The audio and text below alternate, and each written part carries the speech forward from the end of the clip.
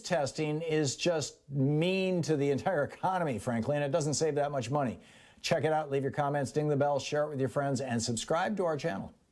You know, I just want to put a punctuation mark on this thing that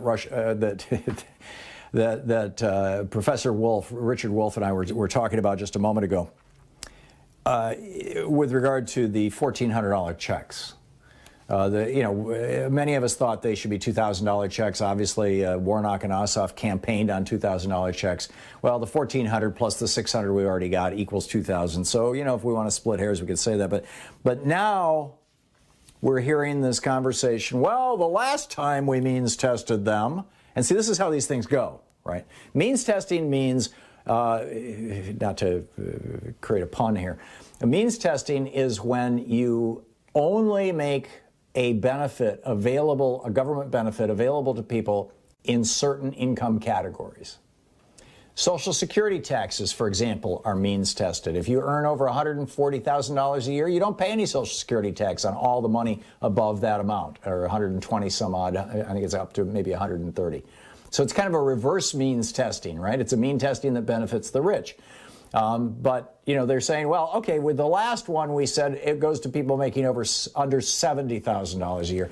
This time we're thinking about taking it to people making under $50,000 a year. You recall yesterday I ranted at some length about this. Republicans love means testing, and there's a reason why. It's not that means testing actually saves money. I believe it was Tim Kaine was on one of the MSNBC shows yesterday saying, and in fact, I think he was on Chris Hayes' show, as I recall, saying, you know, we need to means test this money because it'll save some money. If people making over $50,000 or over $70,000 a year don't get these $1,400 checks, that'll leave money that we can spend on other things. Well, there's not that many people making that kind of money. If you take out everybody making over $70,000 a year, you're taking out maybe a few million people, but it's not that much money. What you are doing, though, is creating a bureaucratic infrastructure that's going to make it harder to get those checks. People are going to have to jump through hoops to prove that they are low income. If they did have a good income and have lost it all because of the COVID, because we're looking at last year's tax returns, they're still going to get screwed. It creates general chaos, but most importantly, what means testing does is it turns programs from entitlements, essentially, everybody's entitled to this, into welfare programs. Only poor people get this. And as soon as you turn a program into a welfare program, the conservatives come along. I get it, you know, all the Republicans and a large handful of Democrats come along and say, oh, but, you know, rich people are getting a $1,400 check.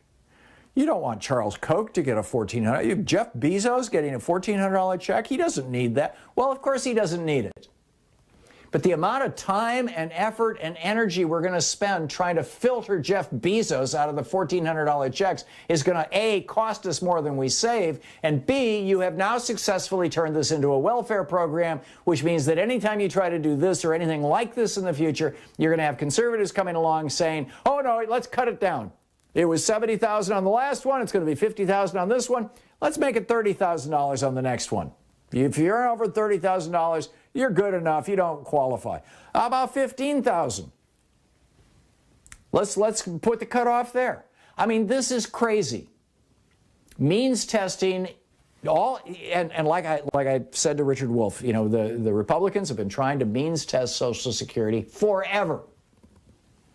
Back when conservatives were willing to come on this program and debate me, and sadly, it's been a long time since we found a conservative who's actually willing to come on this program and debate an issue with me, which is, I just find tragic. Not from my point of view, but, you know, that they know how indefensible their positions are. But back in the days when they used to come on this program and debate me, I'd get into debates with Stephen Moore, you know, the advisor to Donald Trump. We used to talk about this. And you know, they would say, well, you know, you want to fix Social Security? Leave that cap in place so rich people don't pay into it, but take the benefits away from the rich people. Now, it sounds reasonable, right? It's kind of a seductive logic. Does Jeff Bezos really need, once he's 65, does he really need to get a Social Security check? Well, no, obviously he doesn't. But once you take it away from him, who else are you going to take it away from? Right? What's next? Okay, so a guy worth $100 billion, $200 billion doesn't get a Social Security check. Okay, we can all say, yeah, that's a good thing. Probably. And maybe a guy over $1 million doesn't get a check. So let's cut it down to $70,000. And then let's cut it down to $50,000. And then let's say how much net worth is. And pretty soon you've turned Social Security into a welfare program. And once you've turned it into a welfare program, then the Republicans can come along when they get power and say, oh, we're also going to turn it into block grants to the states.